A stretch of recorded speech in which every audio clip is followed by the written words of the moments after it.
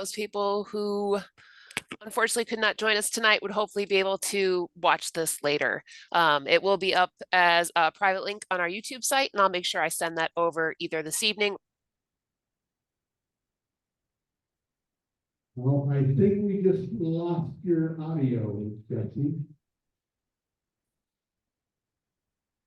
We still got your mouse moving around, but I have no audio. What about now? Is that better? Oh, there it is. Yeah, okay. Back. All right. I must have accidentally hit my mute button. I'm sorry about that. All right. And just so you know, we have a couple of wireless microphones. Okay. That we can take around to the crowd. And if anybody's got a question, they can jump on the PA system here and ask you a question. So do you want questions during the presentation, or do you prefer we hold off till the end? During the presentation would be fine. We got a lot to cover, so we're going to be jumping topics quite a bit. So if somebody has a question, I'd rather they ask during that time. All right, great. Well, I'll just turn it over to you then. Awesome. So you guys, if you do have a question, raise your hand and I'll bring the mic over to you. Okay. All right, great. All right. Okay. So thank you again, everyone, for inviting me to speak to your club tonight. I really enjoy presenting, and this is kind of a newer presentation for me. So thank you very much for inviting me to speak to you all tonight.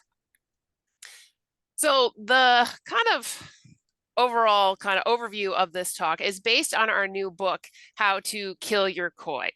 So obviously, as a veterinarian, just with the premise, I do not actually want you to kill your koi, obviously, but every chapter that we've put together starts out with a myth that has kind of, you know, maybe a little annoyed over the years. I'm sure you've heard a lot of them.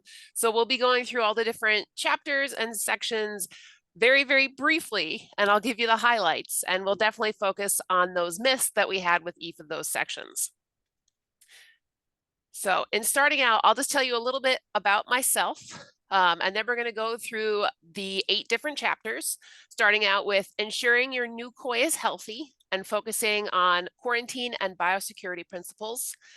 Planning for the entire life of your koi. This really focuses on how your pond is set up. Koi pond water quality. So just like the air that we breathe, the water that your fish swim in is critically linked to their health. So water quality is probably the most important chapter that we'll cover. We'll go over how to keep your koi pond clean, how to deal with algae in your koi pond. We've seen a lot of that recently. I'm sure you are, as we are in California, currently undergoing quite a bit of a heat wave here, and algae loves the sun and heat. So we've had a lot of that. We'll cover one of my favorite topics on koi food and how to select the right koi food for your fish. I actually have some real life examples. We'll be comparing 2 different brands of koi food. We'll cover veterinary care for koi and some steps to help a sick koi and some of those things you as koi owners should be aware of as far as both physical and behavioral signs of disease that could indicate something's wrong with your fish. So, like I said, my name is Dr. Jessie Sanders. I am the owner and chief veterinarian of Aquatic Veterinary Services. We are a completely mobile, all fish veterinary practice. We are the only full-time fish practice in the country right now. We were established back in 2013 and currently serve both California and Nevada.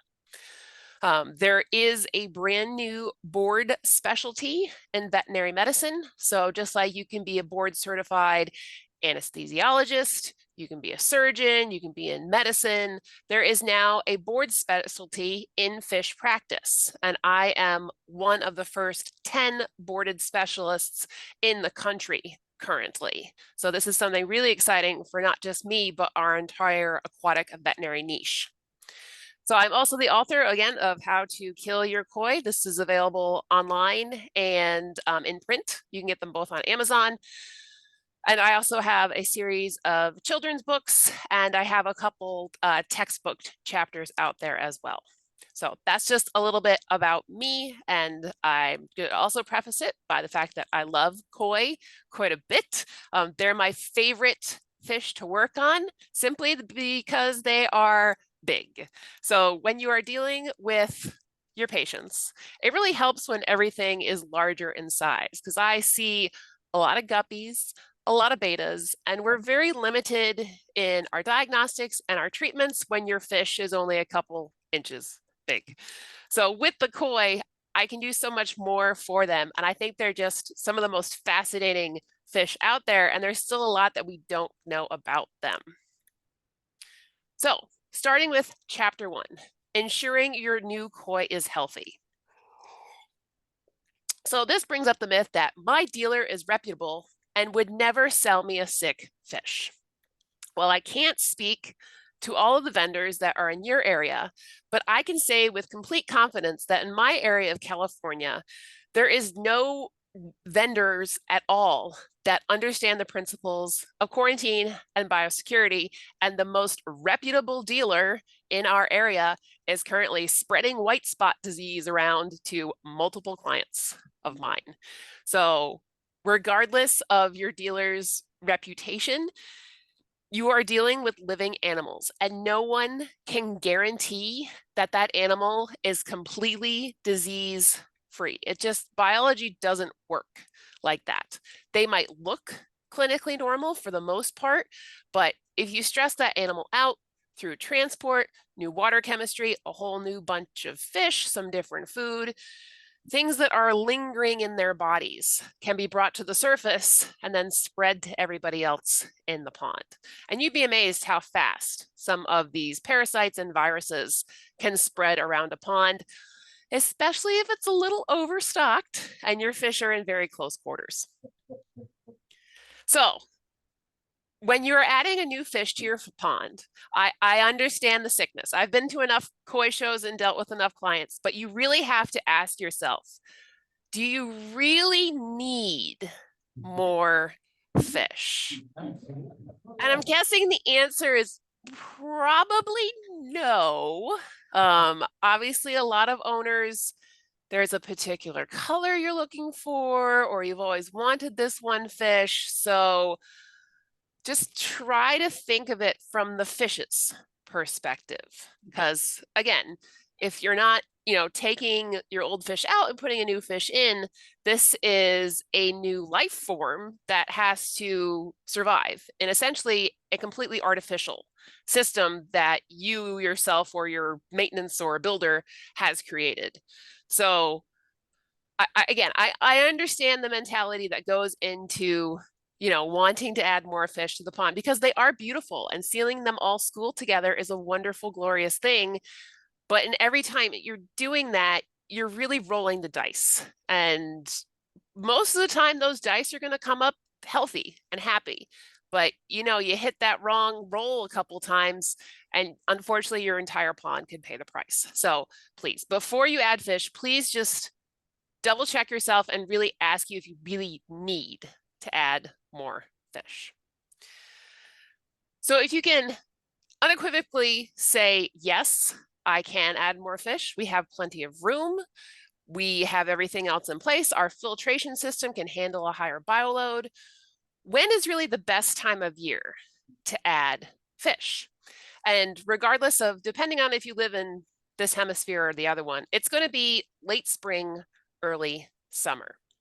So unlike our little fluffy pets, our cats and our dogs, fish are ectotherms. So their body temperature is going to be dependent on the water temperature, and that will drive their metabolism, their reproduction, and their immune function. So when things are a little bit colder, unfortunately, their immune system really isn't working that well. It might be working a little bit, but we really want to optimize it if this fish is going to be challenged by a new disease, a new parasite, anything. So in order to wait for that late spring, early summer, which we're still on the cusp right now, that's really when it's going to be warm for a long period of time, where the fish is able to kind of build up their immune function. They've come out of their winter torpor, and they're really in the best place they could be in order to have their immune function challenged. So again, we have the ability to add more fish, and now we have timed it to the correct time of year. So now we're going to talk about what no koi owner ever wants to talk about, which is quarantine.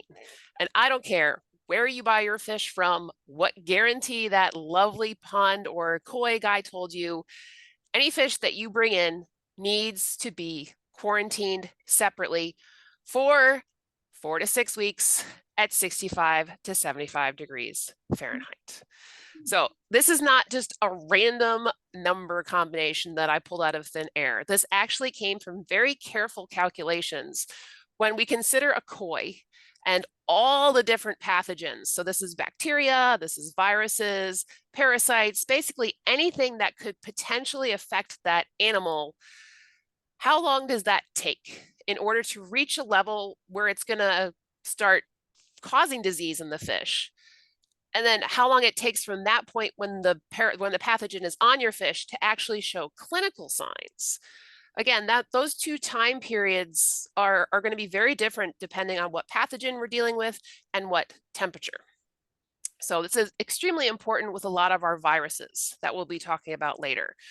So if we don't quarantine these animals for this time frame at this temperature, you could potentially have a latent virus that once your pond comes out of, the super cold temperature or the super warm temperature, depending on what we're dealing with, you could quarantine them for months at an inappropriate temperature and they'd never break with disease and you'd think everything was fine.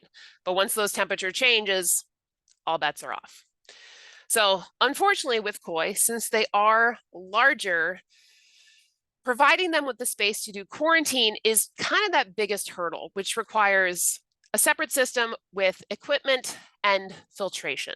So unless you're one of my few clients that just has an extra pond lying around that's circulating all the time, which I'm assuming most of you do not, having a separate system that is big enough to hold, depending on what size koi you buy, and filtration, which is going to be critical to making sure that their water is healthy while they are going through this quarantine period.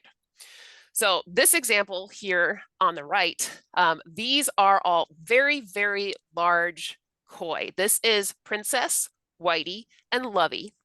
This is their quarantine pond that was a 8,000-gallon swimming pool.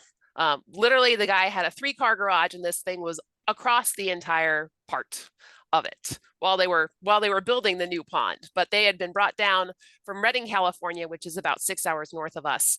So while they were maturing the filter, you can see even with this very large pond, I mean, these are big ladyfish that use a lot of oxygen. They eat a lot of food. We have to make sure that their filtration is top notch, or else they're going to have some problems very quickly. So again, I know nobody wants to do it, but quarantining your any fish that you bring in will save you considerable money down the line. So you don't have to treat an entire pond, you just have to treat your quarantine pond. And you could potentially save the lives of all the fish that you have. So again, I know it's some people think unnecessary step, but it really is a critical step. And I am begging a little bit for you to seriously consider doing this with any new fish that you bring in. So in addition to this, some dealers will offer viral testing for your koi. Oh, is there? Yes, there's a question here. Okay, yes, please go ahead. I've always kind of wondered, so water additives like Ultimate that will remove ammonia in your pond. If you're setting up a quarantine tank and the filter isn't alive and you use Ultimate to keep the ammonia level down, does it actually remove the ammonia such that your filtration system will never come alive? Or is there actually still something there that the beneficial bacteria will get growing in that quarantine tank filter? So I'm going to answer this in 2 different parts. So when you're adding an ammonia binder, it's essentially taking that ammonia and converting it into some other compound. Now, what compound that is, unfortunately, those companies aren't going to tell you. So if any of you remember back to your high school chemistry days, in any reaction, you can keep adding that, but there's going to be a point where that ammonia just can't be bound up anymore, and it's going to start sliding back the other way. So unfortunately, a lot of those ammonia bonders are a little bit of a ticking time bomb, because if you're not adding enough, if there's more ammonia going in there, you could suddenly have that ammonia be re-released into the system. Now, once it's bound up, unfortunately, your bacterial filter cannot use that. They need the ammonia in its raw form. So unfortunately, by using those products, you're stalling out your biofilter. Again, if you're playing the short-term game, you might be able to get away with it, but you really have to be on top of knowing how much ammonia your fish are putting out and making sure that you are binding it and still doing your water changes to make sure that is removed from the system so it doesn't get re-released into the system. Does that make sense? Yes, thank you very much. Of course. We got another question. Okay. So, Doctor, in the quarantine, there's some thought about adding a fish from your current pond into the quarantine system to acclimate the fish both ways. What is your thought on that practice, and how early in the quarantine process should it be done if necessary? So if you're bringing in a fish from your current system, unfortunately, if the pond does break with disease, you don't exactly know where it came from. So if you were able to quarantine, those new kids and everything was good for that 4-week period, and then you introduced that fish that was already there, that would be a little bit better indication, depending on, what the initial problem was. Because if you're just combining them together, it could be the current fish, it could be the quarantine fish. I mean, it's leaning towards the quarantine fish, but it really depends on where they're coming from and what they've been exposed to. Thank you. Yeah. Any other questions? Okay. So just a quick note on viral testing. So some dealers are offering viral testing for their fish. Please just keep in mind that the PCR, the polymerase chain reaction, is only going to catch a fish with an active infection. So this is a fish that is actually clinically ill. So if the fish is just a carrier of the disease, they'll test negative all day long. That's really not a fair assessment of if a fish has a viral infection or not. Unfortunately, the ELISA that we had previously available for koi herpes virus is no longer available because they broke their big fancy centrifuge and don't seem to care about replacing it.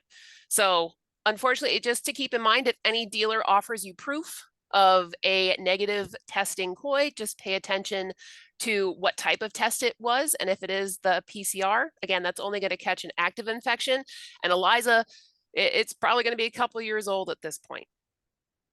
So again, with a lot of our diseases, we can have latent viral stages, which are carriers with no clinical signs. And no matter how much you stress them, they're still going to be carrying this disease and never act sick. So with koi, the two big ones are koi herpes virus, which we have had a few cases of this past year. It's popped up in Southern California. Carpedema virus, this is an emerging disease in koi. It's also known as koi sleepy disease. This is a pox virus, and we have had some latent stages with this, although with the pox virus, it is a larger virus, so it's a little bit harder for it to hide in the fish's tissue. But just keep in mind, if any dealers are offering testing for this, please just take that with a little bit of a grain of salt. So any questions on quarantine before we move on to some of the more pond building aspects?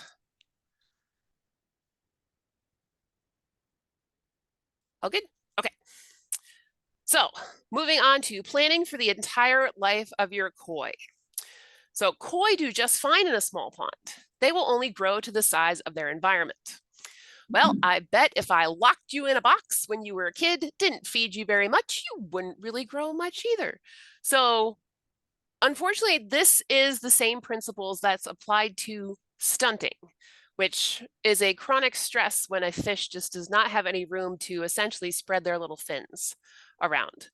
It can have big impacts on their health and longevity overall, not to mention their reproductive effort and their immune function as well.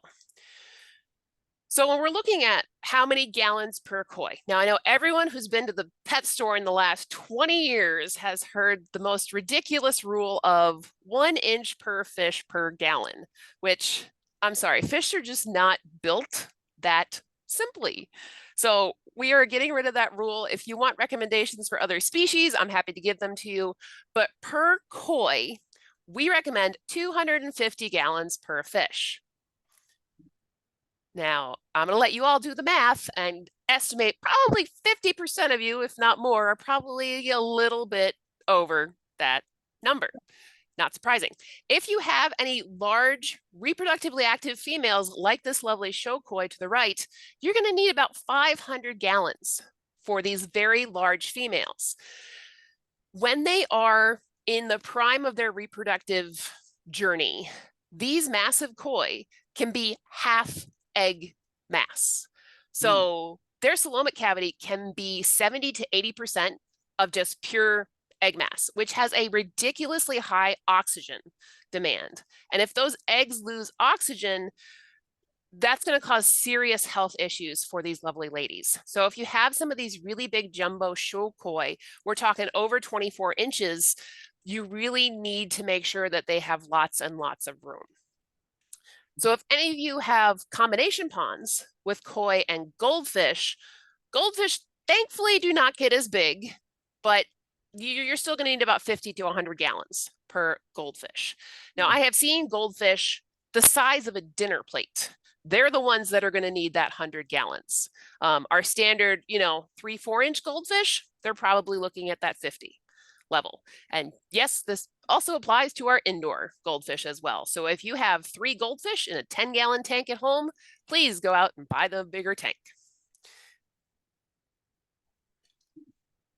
All right, so how big can I expect my fish to grow?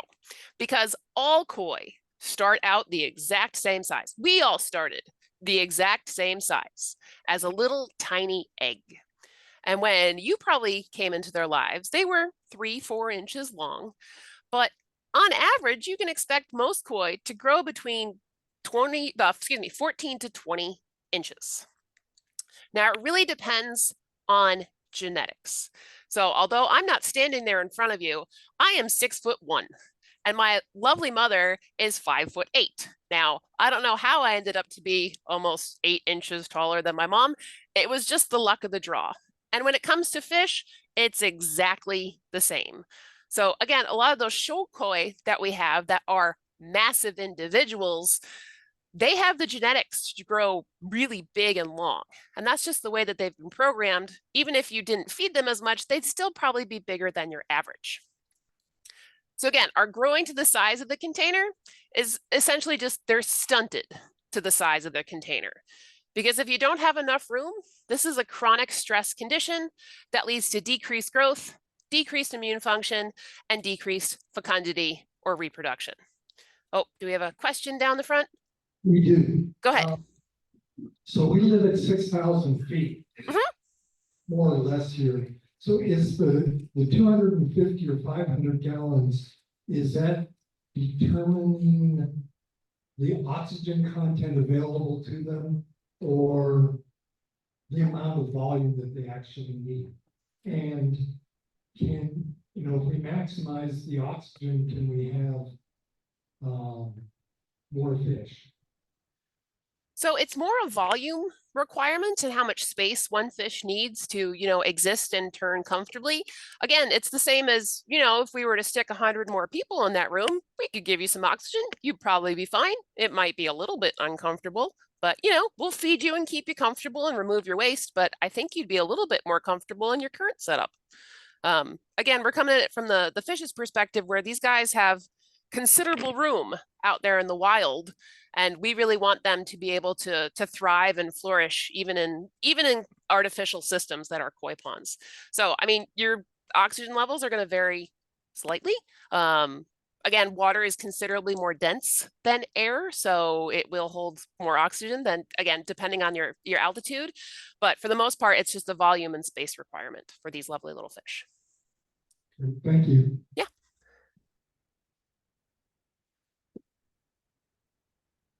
All right, so again, with our chronic stress, we come on to our koi pond water quality with one of my favorite quotes: "My water looks clean, so I don't need to test it." So here is a glass of water. What can you tell from the look of this? Can you tell its temperature? Can you tell how much ammonia is in it? Can you tell its pH or how much carbonate is in there? No, you can't tell anything about looking at your water chemistry. So again, this could be a jar of acid. And if you pour it in your pond, your fish are going to be very upset with you. So the look of your water tells you absolutely nothing about the overall health. And your pond will change throughout the day, throughout the seasons, and as your fish get older. So when we are testing our water quality, there are thousands, if not millions of different chemical compounds in the water. But these are the ones that are really going to have the biggest impact on your fish's overall health. And that is primarily focusing on our nitrogen cycle. So that is the conversion of the primary fish waste of ammonia into nitrite and then nitrate. And then this is taken out either through plants or algae or water changes. Now, your pH can have a direct impact on all these different processes. Your KH is a measure of your carbonate alkalinity. This is basically keeping your pH as stable as possible. And then your GH, or total hardness, this is what your fish rely on in order to build good, solid bones. So they really don't get a lot of their mineral content from the water, from their diet. They get it mostly from the water. So here we are in California. Our water is hard. It's very hard. It's off my test kit every single time. I basically stopped testing it for the most part, unless we have an issue with a fish that has a structural issue. And then we have temperature. So again, depending on how deep your pond is, where it sits in your house, how much it is underground, how all of your other filtration components are aligned, how much sun they get, your temperature is going to vary throughout the day, throughout the seasons, and it's really important that you keep a really close eye on that, just to kind of give you a better indication of what you should expect from your fish. And if they're acting funky and you test any of these parameters and they're out of whack, this is the one thing that you as pond owners can do the most to serve your fish to keep them happy and healthy. So again, we took all those parameters and these are the basic ranges. Now, again, not all fish ponds are going to fall into these specific numbers. These are general guidelines that we have for most owners. If you're testing your pH and it's been 6.2 for the last 10 years, we're going to go ahead and keep things as it is. Your fish have fully adapted to be there. There is no perfect pH for koi. There's been no published studies that they have to be at a specific pH of 7.0. Yes, it is what's found in the mud ponds over in Japan, but trying to replicate that water here in the US is a very difficult process. So if you're into that, great, good for you. I'm not going to bother. With these, we really want to make sure that with our ammonia, nitrite, and nitrate, that these levels stay as low as possible. Our KH and GH, we want minimums of at least 100. And then our pH and our temperature, we really want to keep as stable as possible. So we want to keep them about the same numbers throughout the day. Again, this is going to change depending on the weather. But now that we have those numbers, how do we test our water? So we highly recommend using a liquid-based test kit. The API one is what is most readily available. I've heard good things about the Sarah test kit that comes out of Germany. Please do not use test strips. You can use those on your hot tub that do not keep things alive. They're supposed to keep, bacteria dead.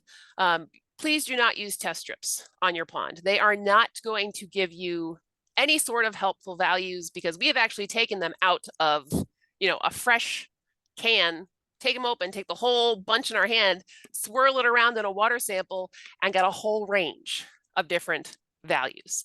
So they're essentially worthless. Please save your money and just buy the test kit. And again, with the thermometer, it's any type of thermometer that you can read. They make the numbers really big for those of us with not great vision these days. So I know with this test kit, there are some limitations. So the nitrate test in this kit is reliably wonky. We've had many false positive tests with this that we're testing levels of 80 to 160 on a bottle of, distilled water from the grocery store that has nothing in it. So we've tried to contact this company and let them know about that. Unfortunately, there is a powdered precipitate in one of those nitrate bottles that if you don't regularly use it and shake really, really hard every time, it can start to give you false positive readings. And I also understand since there's 2 pH tests, so there's a high range and a low range, it can be a little bit confusing. So essentially, if we're using the low range pH and you're getting the highest value of that 7.6, you have to go to the high range and retest, and that will tell you if it's above that 7.6. It might be at 7.6. And then again, in reverse, if you're using the high-end pH and you're getting the lowest value of that 7.4, you have to go and retest with the regular low-end pH. So again, I know it's got its limitations, but it's the best we got. Now, in addition to testing your water, you must write down your values. I don't care if it's on your phone, in a notebook. You test your water, trust me, I've asked enough of my clients, the next day you're not going to remember what those numbers were. Do not trust yourself to remember what the colors were. Please write down your values because this is really important for noticing those tiny trends over time. So especially with your pH in particular, you've been at a 7.8, 7.8, you stop dropping down to 7.6, 7.6, 7.4. You know that it's been at 7.8 that whole time for months, but why? You have to figure out why it's starting to go down. And if you hadn't written those numbers down a million times, your brain might not remember that this is the level that it used to be at. So please write your numbers down, no test strips, use a liquid-based test kit. And that ends my water quality rant. I could talk for hours about water quality. I've done multiple lectures without even slides on water chemistry. So does anybody have any questions on this section? Not so much a question, but a point. Okay. Master test kit does not come with KH. Correct. Which I think is incredibly important. Agreed. When you got a master test kit, go buy the KH test kit. Yep, that's why it's below it on the screen. Yep, nope, I agree with you. That definitely needs the KH. And don't buy the Pond Master one because it takes a perfectly useful nitrate and replaces it with a perfectly useless phosphate. Phosphate would tell you how much algae to have in your pond, which you can do by looking at it. It has no impact on your fish's health whatsoever. Yes. Question? Could you expand on GH as opposed to the KH? KH you resolve with baking soda. What do you do with KH or GH, and exactly what does it do for the water system?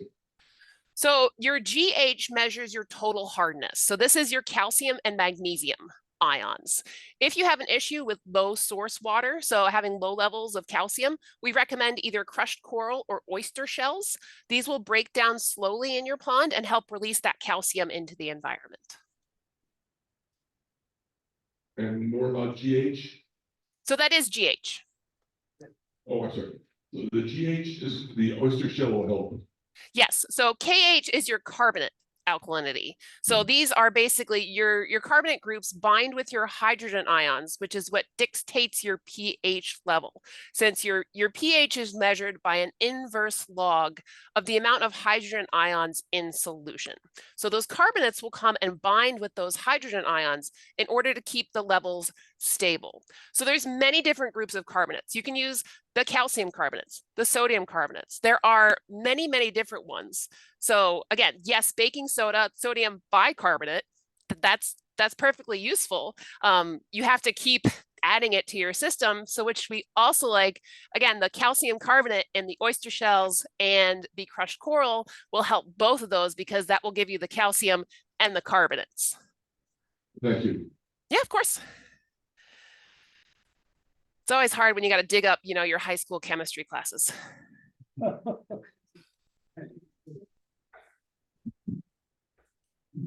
All right, I guess that was it. Okay. All right. So moving on to keeping your koi pond clean. Now, clean is not perfectly sparkling and sterile. We're not in the zebrafish business. We are outdoors in the world. So clean means an environment that both you and your fish can enjoy. So we've heard this, my pond is all natural and never needs to be cleaned. Well, if you dug the hole yourself, it's not natural. If you bought the house with the pond already there, I guarantee that somebody else dug that hole. So no matter what system you have, it is an artificial system, and you have to do certain things in order to make sure that it is going to be healthy enough for your fish. So really what this comes down into understanding filtration. And it's really important that you're able to walk through all the different components in your system and understand how the different pieces work, just in case something terrible happens and you need to know how to shut off a pump or isolate a filter. Rather than waiting on, the maintenance guy to clear his schedule to come out and your fish are in distress, you really want to be able to troubleshoot and stop emergencies before they get too worse. So we're going to go through the different levels of filtration, kind of starting with the bigger particles down to the little tiny microscopic ones. So our mechanical filtration, this is going to remove particulates such as leaves, fish poop, leftover food, any sort of plant material. This might be your skimmer, this might be your settling tank, or even a sieve or drum filter. This might also be your bead filter, which unfortunately combines both the mechanical and biological filtration together.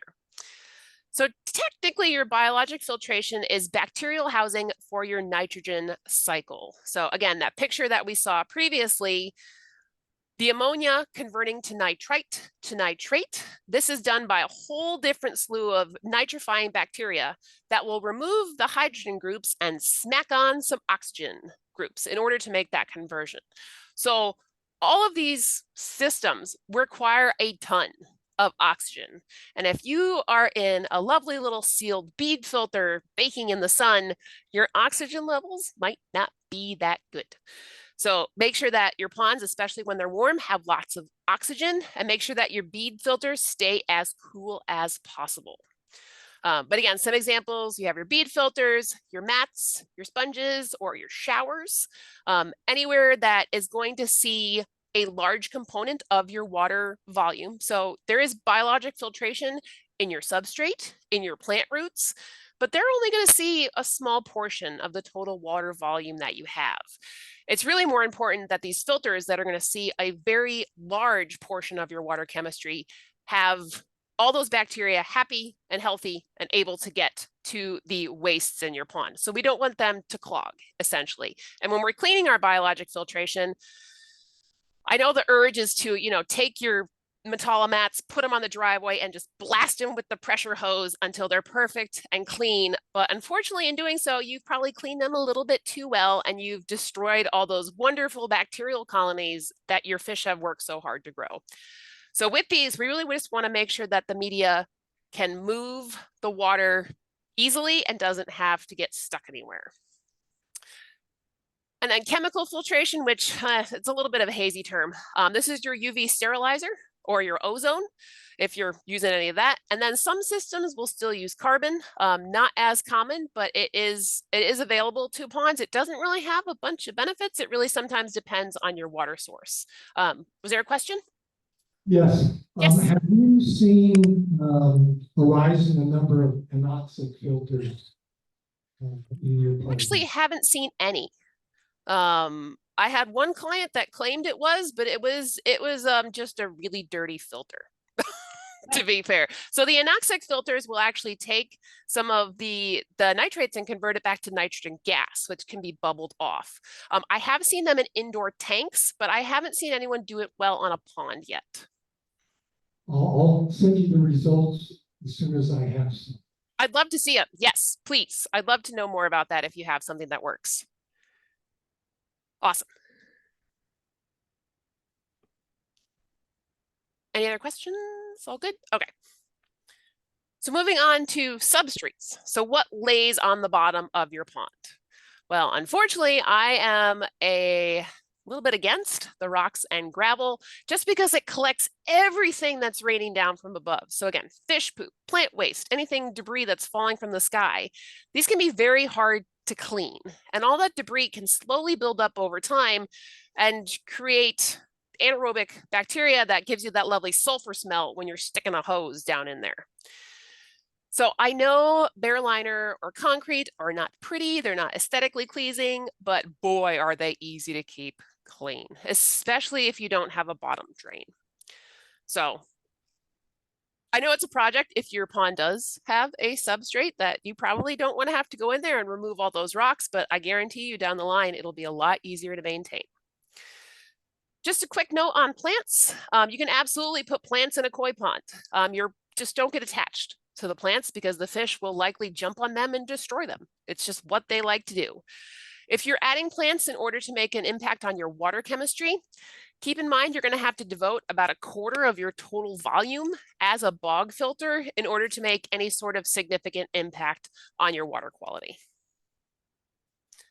All right, any questions on cleaning? In quotes. All right, so moving on to algae in koi ponds, which is a separate chapter from the cleaning because I know it's a little bit of a different issue. So with this, UV lights treat all my algae in addition to treating fish disease. Well, unless your fish is swimming in your UV sterilizer, which I really hope they're not because they're going to have some serious skin cancer issues. Your parasites and bacteria, they're all going to be living on the fish. There might be some stages that get to your sterilizer, but it's not going to make that big an impact. And really, the UV light is only going to treat the algae that comes into contact with it. So if you have string or matted algae that's stuck to your pond, your UV light's really not going to do anything. So again, you can have many different types of algae in your koi pond. It might just be a mat that kind of covers everything. It might be this lovely pea soup color. For the most part, algae more bothers people than it does the fish. Again, we like to be able to see our fish, to make sure everything's good, make sure that they're eating. The fish, as long as there's enough oxygen, they can sniff their food out, no problem. Again, in the wild, these are bottom-dwelling mudfish. They are used to using their massive nose to find the food wherever it is.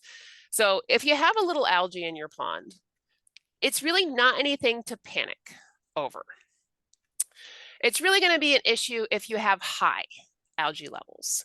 And this is going to vary based on your pond, based on the number of fish you have and how much oxygen you have moving around. So during the day, algae does photosynthesis, which takes carbon dioxide from the water, from the fish waste, and turns it into oxygen. Yay, all things good.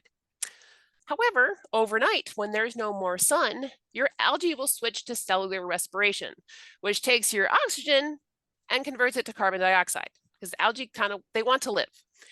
So carbon dioxide, being an acidifier, is going to start driving your pH down.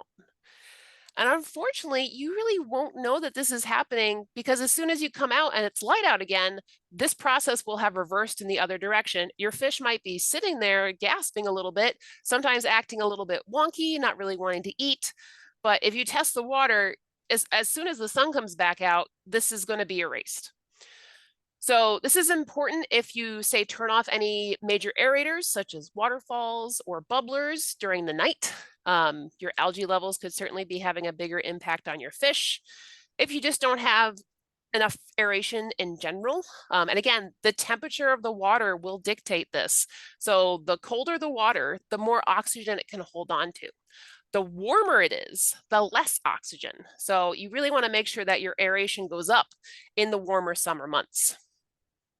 And in order to confirm this, you have to test your levels before the sun even comes up, which given this time of year, I mean, you might be looking at a 4:30, 5 o'clock in the morning water test. If you don't have the brain power for it that early, you can take, a mason jar, an Nalgene, something like that, take the water, seal it up, put it in a dark bag, and then test it later that day. It's not going to give you exact levels, but it might be able to at least, give you a better indication than that back up in the sun. So if you do have problems with algae, and again, this is a problem that is actually causing clinical disease for your fish, keep in mind that the UV sterilizer will only affect the algae that comes into contact with the bulb. So if it's stuck into your pond somewhere, that UV sterilizer isn't going to do much at all. You can use a chemical algicide. However, that will essentially kill the algae, re-release the ammonia, and start your cycle over again. So it's a temporary fix. It's going to kind of reset the cycle that you're already going through. You really need to pair this with more water changes. You can use the barley extract, the bales, the cubes. You can make your own extract. If you take barley, put it in with some pond water, mix it up in a blender and let it sit for a couple days. It's gross, but it is just as effective as those over-the-counter slurries that they charge you a lot of money for. This contains an enzyme that prevents those strings from forming chains, and then your algae will go to your UV sterilizer and get zapped.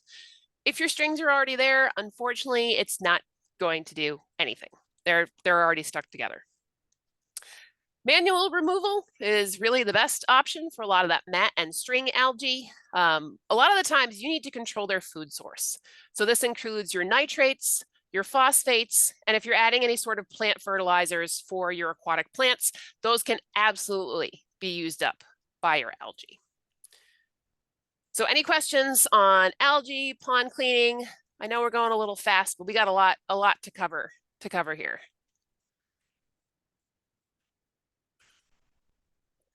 All right, moving on to one of my favorite chapters, how to select the right koi food for your fish.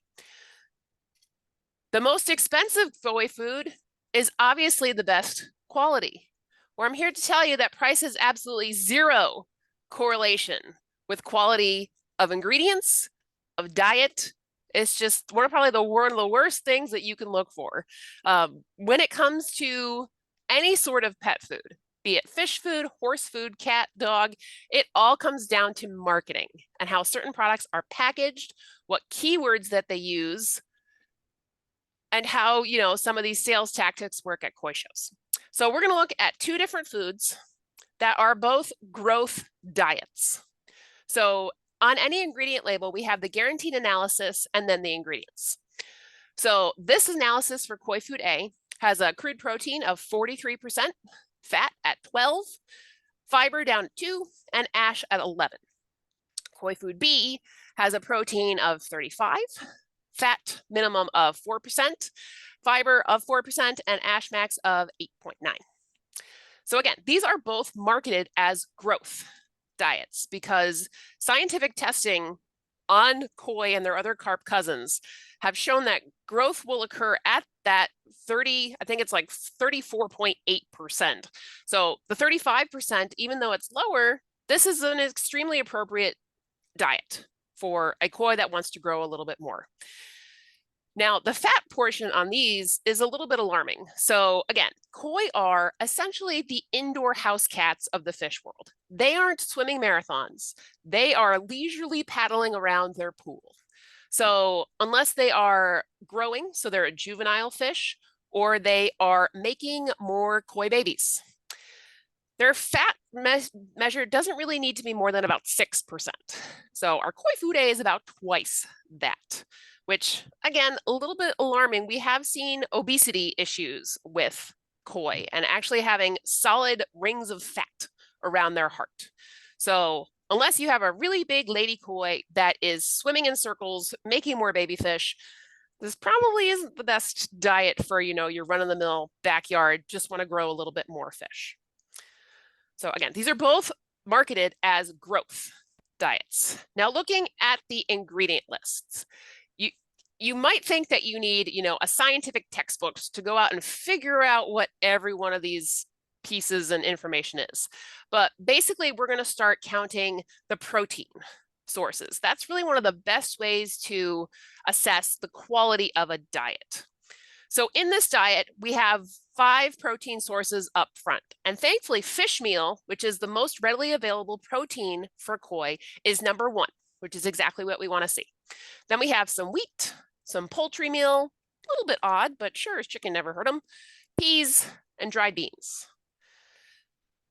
Fish oil is going to be a fat, monocalcium phosphate. Again, these will have our phosphorus buffers, and then it has a vitamin premix and a mineral premix. So again, 5 protein sources seems pretty good. However, if you keep reading, we're going to notice some extra proteins down here at the bottom. So of the bare minimal requirements for the FDA to put a koi food on the market is it has to have all 10 essential amino acids.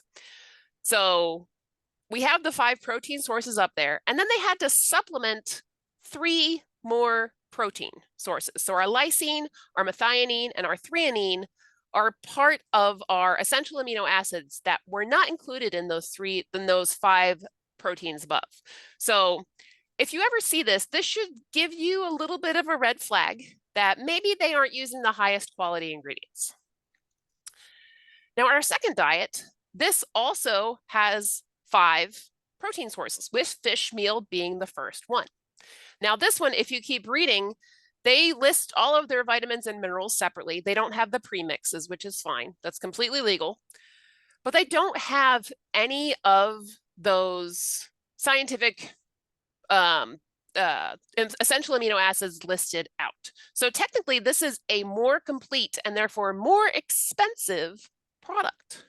However, when we get to the labels, so these are off the same website here. Koi Food A for a 44-pound bag, you're looking at $270 for a bag that really is, again, having those cheaper protein sources should raise some red flags. And then the other one that doesn't is about $100 less.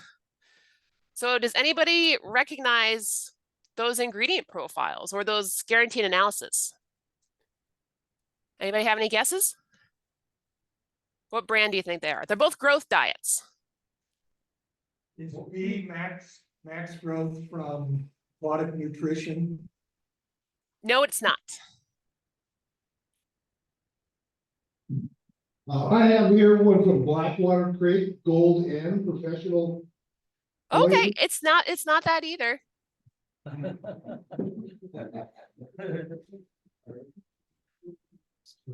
So these 2 brands, Koi Food A is Nijikawa, which we have found with some very aggressive marketing tactics is actually about the same as a commercial diet made for carp, common carp aquaculture diets. So it's touted as a very high quality diet, but it has some really questionable ingredients.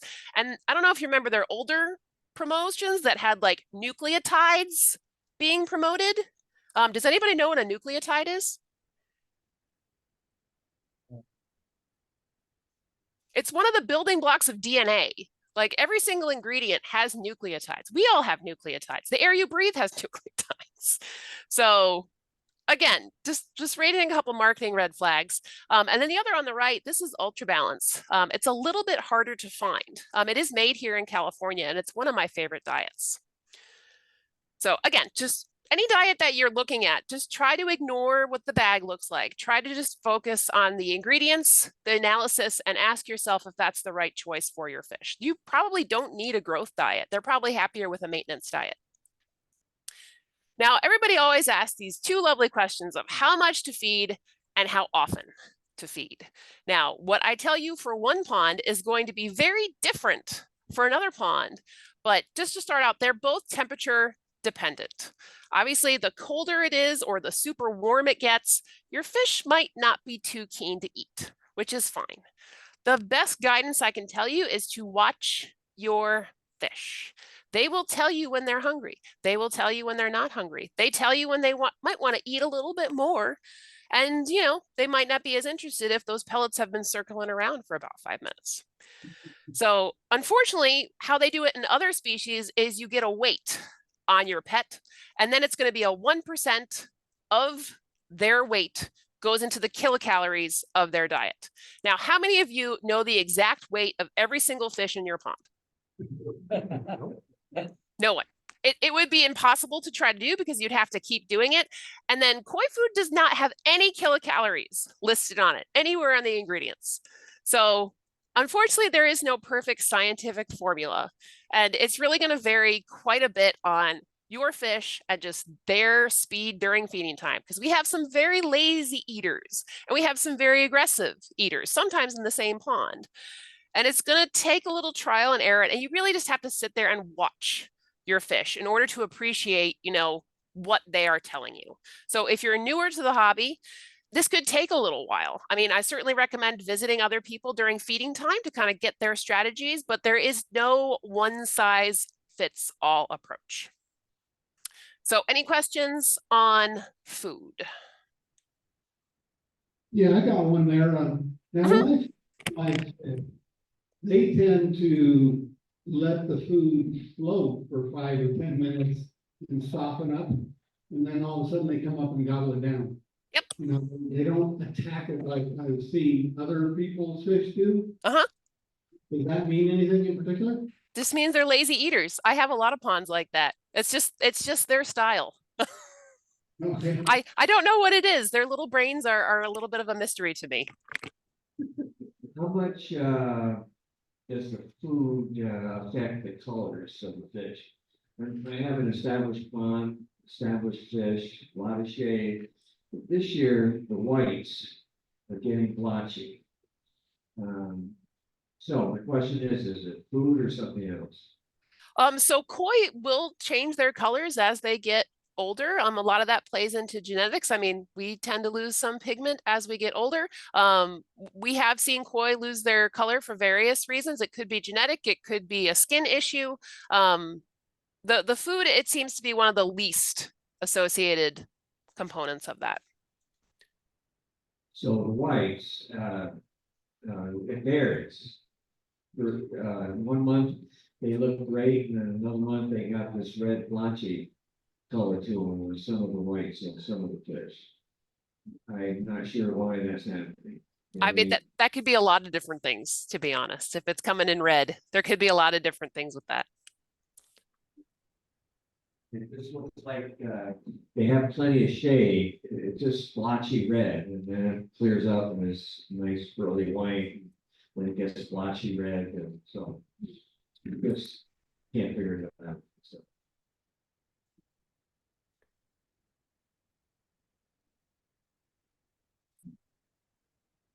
Any other questions? Okay, yes, on, when you're preparing the fish for a show or shipping it, you don't feed it for 3 to 5 days to minimize the amount of waste. Is there some more extended period that you could avoid, or that the fish can not be fed rather than having the neighbor come over and overfeed them? So again, it's going to depend on the temperature, how frequently they need to be fed. So if it's colder, obviously their metabolism slows down and that food moves very slowly through their GI tract. If it's super warm, again, depending on their body condition, they're probably have enough fat and protein stores. Would they be okay for a couple days without food? But again, it's going to be based on the temperature quite a bit. And so you're thinking a couple days as opposed to, quote, a week or so, right? It honestly depends on your temperature. I know it gets cold out there. Your fish might go for a week or so without being interested. Okay, so speaking of the cold, since it gets cold here in Colorado as opposed to California, I think the local practice is to stop feeding when the water temperature is going to be below 50 degrees for the next 12 hours or so. And in that case, I don't feed my fish from October to March. Is that good, bad practice, or what? So there was a study published that showed that if fish do eat a little bit, even at those colder temperatures, it helps promote the gut bacteria within their intestines to be a little bit more active. And when they come into the spring, they have fewer issues with other diseases, specifically bacterial diseases, especially coming into spring when that temperature is bouncing around. So again, it might be once a week, every other week, but if their intestines are, again, we're talking, high 40s, not close to freezing, when basically things aren't going to be moving. But at those temperatures, you can give them a little bit. And I'm not talking Cheerios. We're not we're not giving them sugar snacks. We're giving them actual legit protein food in their diet. And you don't have to switch between the wheat germ and the fish meal for different seasons. They process them both the same at the exact same temperature. Again, it's all marketing. So going back to that same thought, then it's okay to offer the fish a little food, and if they eat it, they're smart enough not to overeat. Is that kind of what we're talking about? Yes, that is what I have seen. Yes. Okay, thank you. Of course. Is there a better time to feed the fish? So during the day, again, if it's going to be a really warm day, you usually want to try to feed them in the morning, because then the pond isn't too warm. If it's a colder day, you want to wait till about 4 or 5 o'clock in the afternoon, because that's when the pond is going to be at its warmest.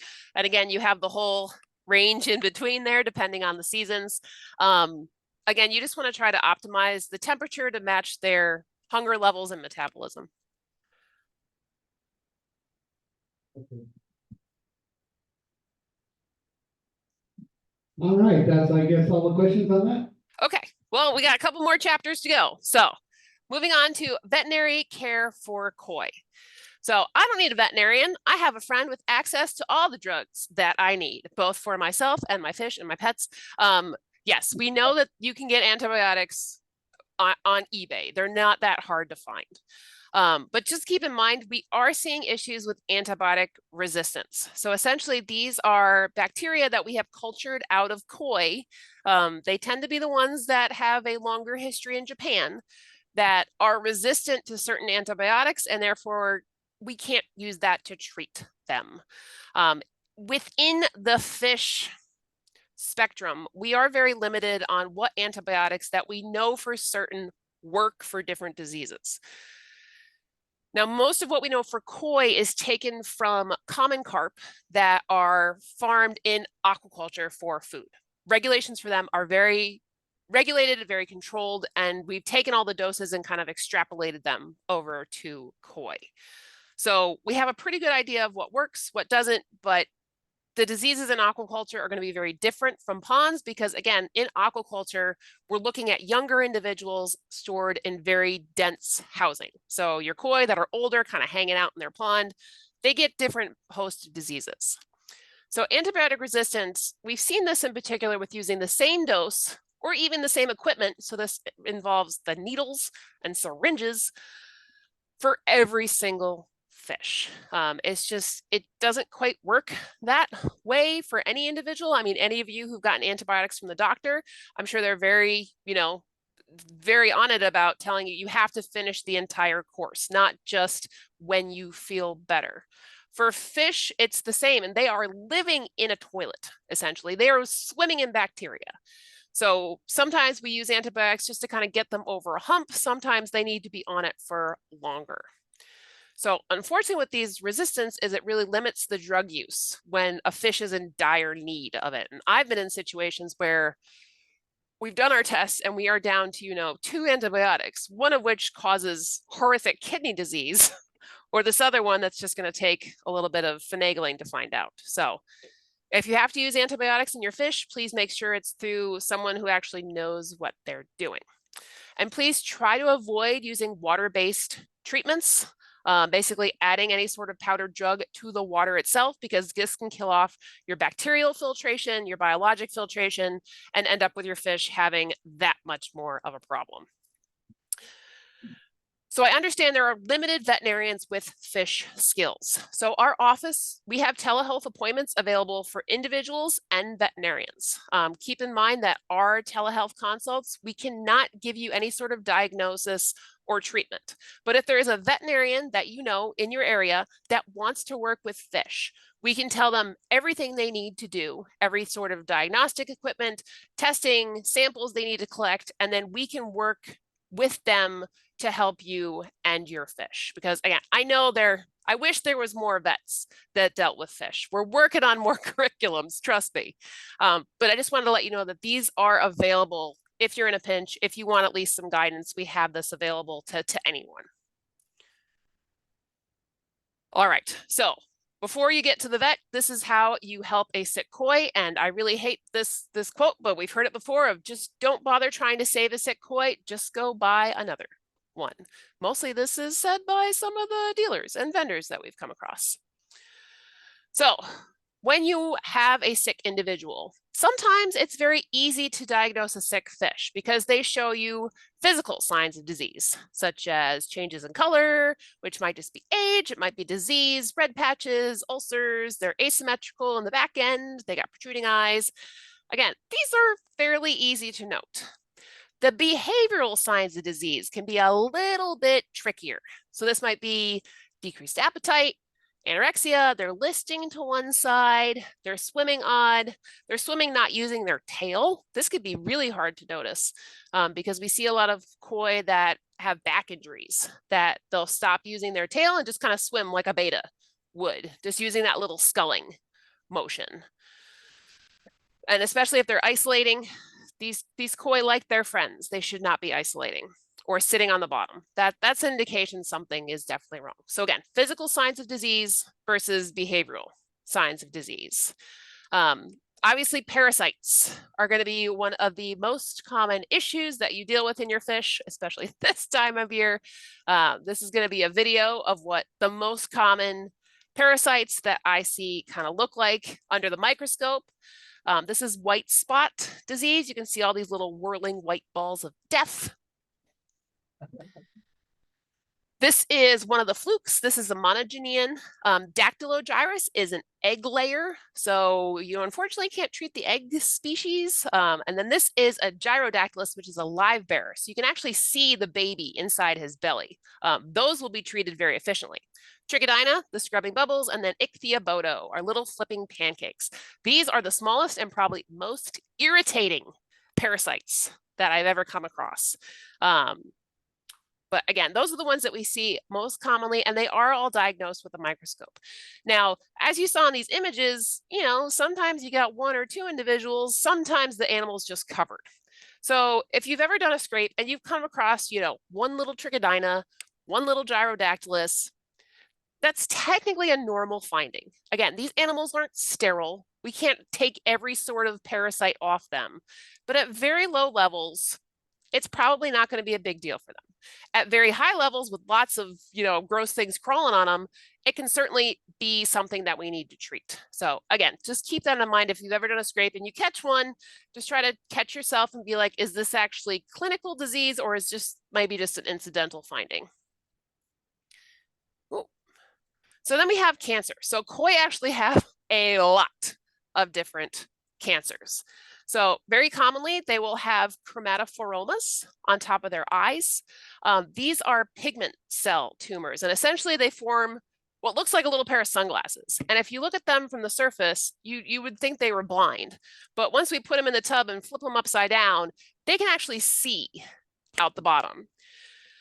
So I suspect, again, being bottom-dwelling mudfish, if you put them in a really bright pond that's, full of light, by having these little chromatophoromas, it essentially acts like a little pair of sunglasses on top, which makes them a little bit happier and their eyes can adjust better to a very bright pond environment. Now, the next one has a little bit of an icky image, so look away if you're squeamish. Ovarian cancer in koi is very, very common. I had a pond of 3 koi today, 2 of which have ovarian cancer.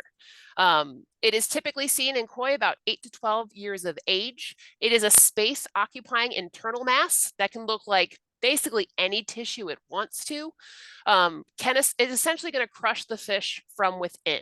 So you might have that dropsy appearance that you see at that koi in the middle. Essentially, this is a tumor that is pressed up on the kidneys, and the kidneys cannot remove water from the body. It starts building up in the fish. Really, the only way to successfully diagnose this is with ultrasound. Thankfully, any vet with an ultrasound should be able to pick this out fairly easily because these tumors look really, really funky. And then skin cancer. This is a super special type of skin cancer in fish. This is a cutaneous perivascular wall tumor that is in lay terms known as hikui. So this was a red and orange erosion pigment disease for a very long time. They've actually found it is a type of cancer. There's a typical form and then an atypical form that will affect the red and black, or excuse me, the white and black pigments. So this obviously, like other types of skin cancers in humans and other animals, your risk is increased by your genetics and your UV exposure. So if you got a pond with a lot of light on it, your risk of this goes up. And then we also have ulcers. A lot of the times these start as little tiny nicks and tears in the skin, and then environmental bacteria just jump on board and decide to have a field day. You can get sunburn. Carp pox is, I'm pretty sure all the fish in California have it at this point, causes this lovely little frosting on the fish in colder weather. Predator attacks, again, any pond that's outside is essentially a free and open buffet to anything wandering around. Please make sure you take precautions. Unfortunately, nets over the surface are the ugliest, but they are also the most effective. And then lightning strikes. Again, we don't have a lot of lightning out here in California, but this is a koi that unfortunately the neighboring squirrel decided to take on a transformer right next to the pond and electrocuted himself and the pond next door. So this fish was alive. He was fine, other than the fact that his muscles had twitched so badly that his spine had actually severed. So he had a little hump, but he was able to swim around. He ate just fine. And to my knowledge, he's still doing well. But this can be very problematic if you're in an area or time of year that has a lot of lightning strikes. So if you do have a sick koi, please follow these steps. Step number 1, how many fish are sick? And it might take you some time to watch everybody very carefully, especially if it's those more subtle behavioral signs. If it's only 1 or 2 fish, let's go ahead and move them to quarantine for more observation. Koi don't like to be by themselves, so please make sure they have some friends coming with them. If you have more than 2, you're going to have a big problem. So please call your vet immediately. This is a system-wide issue. It needs treatment quickly. Check your water chemistry. This is going to be one of the biggest influences on fish health. And if you have any issues, please fix them. Again, you can do this before you get anybody else involved. Try to offer your fish some food. If they're eating willingly, it might be something you can wait and see. If they're not eating when all the other fish or the temperatures are appropriate within range, it's time to call the vet. And if you've done all this and you're still not sure, go ahead and call your vet. And if you don't have a vet, please let me know somebody in your area who wants to work with fish, and I would be more than happy to get them properly trained. So with that, that's kind of the end of our summary there. For any of you who are interested, our website is listed there, all of our socials, and we actually were just featured in the New York Times. So this has a lot of great pictures of me and what I do, and a little bit about our cases and our pets. And if any of you are interested in some of the products that I discussed today, we do have a new subscription box service starting soon.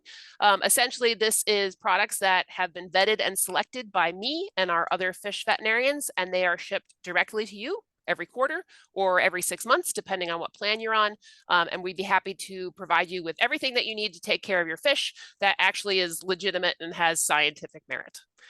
So with that, does anybody have any questions? So going back to the sick fish, I guess, could you comment on the cause and proper treatment for ulcers? And Ulcers. whether poison is a useful product in that regard? Probably not. So with the ulcers, the severe ulcers like this are usually an indication that there is something likely systemic in that fish.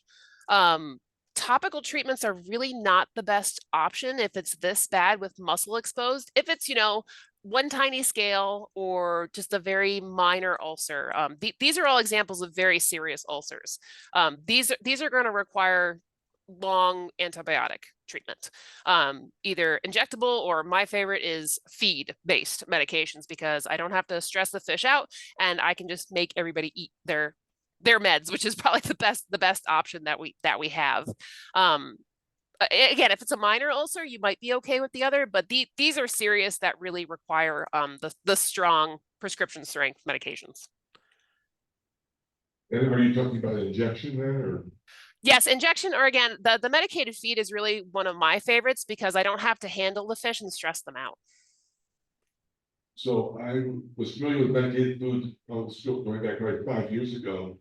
And I was advised by my supplier that federal regulations prevent them from doing that anymore. So does that mean it's now a prescription item, or? Yep, you can get a prescription from your veterinarian. For medicated koi food, right? Correct, yep. Where do you find the food then? Your veterinarian, we're a distributor of it, so your vet can get it from us. Oh, okay, so it's essentially an antibiotic laced koi food then, right? Correct. Well, technically it's trout food. They don't make koi food specific, but it is delicious trout food. I haven't had complaints yet. And then on the subject of carp pox, Yes. is that contagious or not? Oh yeah. Very much so. But it's like herpes in every other species. There's very few individuals that will actually ever show clinical signs. Most people have herpes and don't even know about it.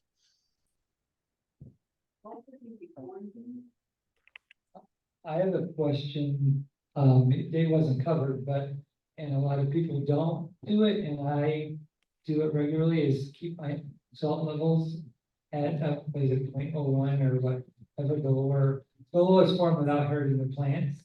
And I wondered what your thoughts on that were, and also giving your koi, koi clay. Koi what? Koi clay. Koi clay. Yes. So the clay itself is a carbonate booster primarily. They don't really need it internally. They can absorb it externally fairly well, just like the other minerals that they have in their externals. So having a little bit of salt in your pond is a little bit of supportive care. So again, it takes some of the pressure off the kidneys and gills to get rid of a lot of water from their bodies. It sometimes depends on if you have fish that have chronic health issues, they're getting older, they do have carp pox or have, nasty bacteria in the pond. It's really your choice if you want to keep a little bit in there. Just if you were to ever need to treat the pond for a parasite with salt, you just have to go a little bit higher. All right, thank you. If your fish has an ulcer, does it have to be quarantined? Is it contagious? Typically not. Usually they're quarantined just to have easier access to the fish if they do need to have injections, but most of the bacterial ulcers that we see are environmental contaminants. Again, it's somehow gotten into the fish at severe enough levels, but it's already in the pond and everybody else is already exposed to it. So again, you can isolate them, but everybody else has already been exposed to it, but they're able to handle it. I have a couple of questions. I kind of held them off here. One, I'm rather new, just a couple of years having koi, and I've had great testing the water, and it's good, and all of a sudden I have a ammonia spike and lose half my fish. Oh no. What can prevent that from happening? I just restarted over with new fish, and most several have fish that are from PetSmart or from one of the pet shops here. Mm-hmm. No big prize winning koi. For those fish, if we thought that they had ovarian cancer, what is your suggestion for those type of fish? So if you have a fish that has ovarian cancer. If it's caught early enough, we can do surgery. Surgery can be done to remove it. Most of the time, we do not catch them in time. If they're more than 50% of the coelomic cavity, if they're having external signs, if their kidneys are starting to show signs, if their diet's affected, they're not going to be a surgical candidate. With that, again, as long as they are swimming with the group, they're still eating, we don't consider them to be in any sort of distress, so we kind of leave them as they are. If they stop eating, if they start isolating themselves, they can't hold their body position correctly, that would be the time we probably need to consider humane euthanasia. For the ammonia spike, it could be a lot of different things. I have plants in my tank, okay, in my pond tank, lots of plants. Okay. And I don't know what that has, but you come out in the morning and there's fish floating. Okay. It's done that a couple times on me, even though I check and I change my, 10% of the water, or whatever, is there, what could make ammonia just all of a sudden spike like that? So again, if you're finding them dead in the morning, our first differential would be a pH crash overnight. And again, you wouldn't know that if you came out in the morning and then tested your water. You'd have to test just before the sun came up. That would give you an indication. Again, your KH might not be high enough. Your plants, again, if you have, sometimes it depends on the water flow in your pond too. If the oxygen can't get to the fish, it kind of gets blocked by the plants. There can be den zones in your pond that, again, they're not going to look any different. But if you were to have an oxygen probe and move it around your pond, you would be able to find those. But again, any fish that you find dead overnight, my first concern would be a pH shift overnight. So again, you need to take a level before the sun comes up, which this time of year is just probably the last thing you want to hear from me. Yeah, I have one other question. My grandma has goldfish and koi in her pond. And she's got fin rot. Fancy goldfish. And the fancy goldfish have fin rot. Will it affect the koi, and what can she do? I've given her some meds for some stuff to put in, then she's isolated them, put them in quarantine. What can you give for fin rot? What kind of fancy goldfish are they? Mirandas. Orandas, and how long are their tails compared to their bodies? Are they like really long tails, or are they short tails? They're long. Okay. And what else is in the pond with them? Do they have plants? Do they have little caves or rocks, anything like that?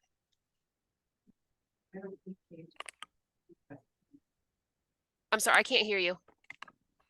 She does have plants. Okay. And she has snails. Oh, her snails right. Okay. Okay, she doesn't have. Everybody, I mean, their snails are everywhere. So it might not actually be fin rot. It might just be trauma, because those tails are very sensitive, and if they're rubbing up against plants, they can tear very easily. So we see this in betas. It's probably not actually fin rot. It's probably just trauma from trying to maneuver your not well-structured body and around objects. Will the koi get that? Is it something that they can get too? Unless if they have very long tails. So if anybody has those butterfly koi, they have a very similar issue sometimes with maneuvering around lots of heavily planted ponds. So again, it's probably not an actual bacterial infection. It's probably just the nature of having a very long fancy tail in a pond. Okay, thank you. Yeah.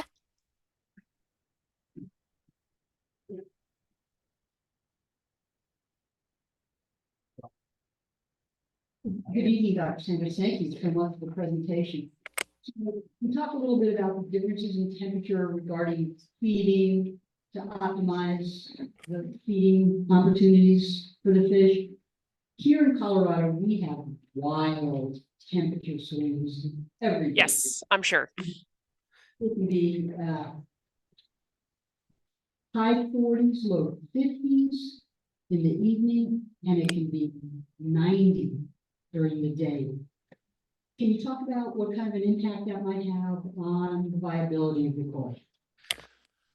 So are we talking water temperatures or air temperatures? That's air. Air. Okay. So since that is an air temperature, that will have different effects on your pond, again, based on how big it is, how big the surface area is compared to the depth, how much of the water makes contact with the air, such as you have a very large waterfall. If any of your aerators are in the sun versus the shade, how much sunlight if you have a contained bead filter gets. It really can vary widely. So typically, the bigger pond that you have with more components that are underground, the more stable the environment will be. If you have a shallow pond that's above ground, that's not very deep and very wide, you're going to have a lot of temperature variations, which can be very hard to control, especially with maintaining proper feeding and algae control. So unfortunately, there's really no one size fits all. It really depends on how your pond is built and how the components have been added. I mean, really, it comes down to spending time with your fish at different times of the day and just watching what they're doing, how they're interacting with you, or they're interacting with others. They just want to take a nap at the bottom. It's going to vary quite a bit, and unfortunately, there's no kind of standard formula. So it's more the temperature of the water, not the temperature of the air. Yes, absolutely. Yes, temperature of the water, not the air. Yep. They don't care what the air temperature is. They're never going to come across it.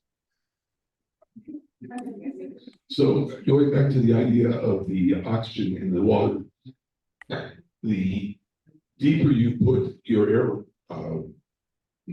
air stone or whatever, the less flow you actually get out of it. Some people won't even go to a 4-foot depth or whatever. Does that mean that if you put the air stones at 2 feet, that there's no circulation or very minimal oxygen below that 2 feet level? Or does the water get enough circulation from waterfalls and skimmers to spread that oxygen level around the pond? Yeah, unfortunately, it entirely depends on how your pond is built and what different gyres are forming. Again, if you were to put an air stone off the bottom of your pond, but it's still in the middle, again, it's going to kind of pull water from that mid-level and push it up to the surface. And again, you're kind of making this big donut flow. So it depends on what's on the opposite side of that donut. If it's pushing the water down, it will all meet in the middle and then come back up. Or if you have like a bottom drain that's sucking everything down, it's going to form, 2 little individual gyres. So unfortunately, it can't be all, you can't put your money all on one component. It has to be multiple things throughout the pond. And then on the subject of waterfalls, some of them can be quite forceful. Is there any problem with the noise that the waterfall makes affecting the koi? I mean, it can. Again, most of the time these fish are down there chilling out in the mud for the most part. As long as they can get away from the noise. Most fish really don't care that much about the sound because waterfalls mean that something tasty's coming down, like if it's bug larvae or food from above. So most koi don't really seem to mind it very much. Again, I've seen some very large waterfalls, but they're all in very large ponds that have lots of room for the fish to kind of spread out away from that area if necessary. Okay, thank you. Mm-hmm.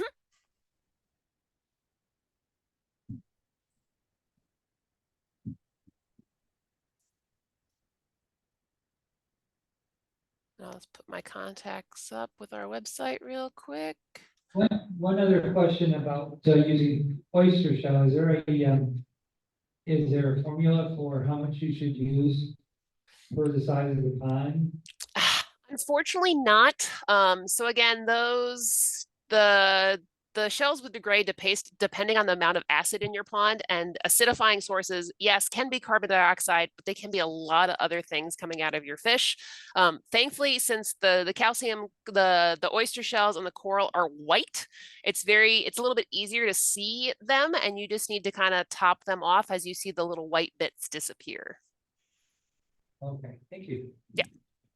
It's probably going to be more than you think. Usually we recommend at least like half a cubic foot to start.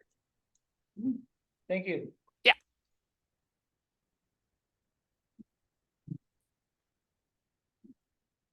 All right, then, it looks like, oh, wait, we got another question. Sorry. Okay. You said Cheerios earlier, and I took it up at my parents' house and yard this year. It's a really first time taking care of all myself, and they previously been feeding the goldfish and a couple of Pike got from the club here.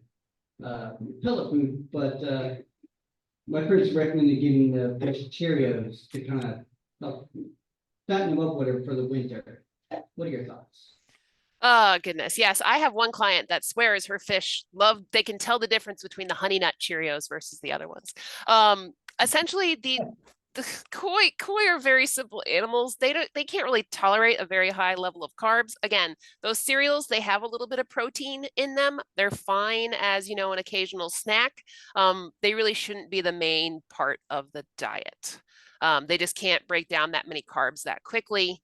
So again, it's kind of listed with our other sugary things like watermelon and melon and oranges and stuff like that. It's fine as an occasional treat, but should not be the main component of the diet.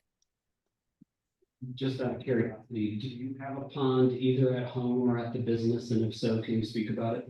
I don't anymore. We had a little goldfish pond that was doing some GI transit studies for us. The study ended and we actually had 2 ponds that had 3 koi that were both down to 1 koi. So my little population of 14 goldfish has now been spread to 2 different ponds. So I'm currently without a pond. I will probably have one again soon, but I know that I don't have room for koi, so it's going to be all little goldfish. Quick question. Yeah. Pond builder said, don't feed your fish because then they won't eat the algae. Based on what you said, is that a total farce? Yeah, pretty much. They can eat the algae. It comes out the same way it went in. They can't digest it, but they will eat the bugs from the algae. That's, you know, just one of their wild food sources. So all those different, you know, dragonfly larvae and little slugs and snails that are in that matted stuff, that's what they're going for. They don't care about the green stuff. If you've ever looked at their poop that's green, it's still all that stringy nonsense. It just goes back to living once it's outside the fish. Okay, and thank you very much, because I think it was, you kick him in the shin, because we lost some fish last winter because we listened to him, and then right before, you know, the ice froze and it was all snowy, we realized we probably should have fed them, and we lost 3 over winter. Oh, I'm so sorry. Yeah, they need to eat. They need real food to eat. We need real food to eat.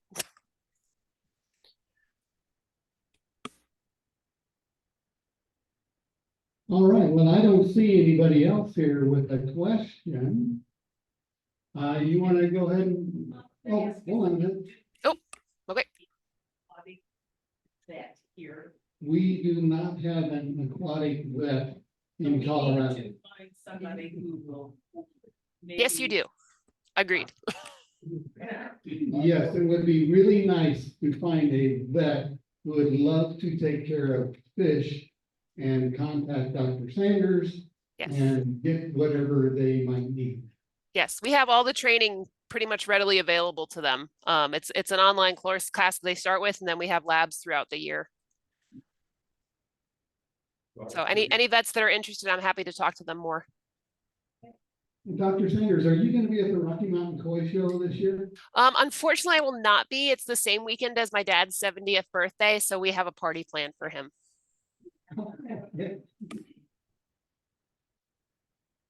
All right, well, so we've got your information up here, your website, catfish.com. Anybody else have anything else, or Dr. Sanders, would you like to finish your presentation? No, I mean, that's all that we had. I really wanted to leave the last for any questions that you had. So thank you so much, everyone, for attending. I know it was a lot of information. Like I said, it's all shameless plug for our lovely little book here. It's only $15 for the print or $10 for the PDF. So depending on how you like to read your books, it's available on Amazon. And I believe, Tom, do you still have some of those books at your shop? Last copy, but we're going to be ordering some. So yeah, that How to Kill Your Koi book is a very interesting read. I have it myself. All Yep. right, well, thank you very much, Dr. Sanders. You have a good evening. All right, you too. Very nice to see you all. Have a good evening. Thank you very much.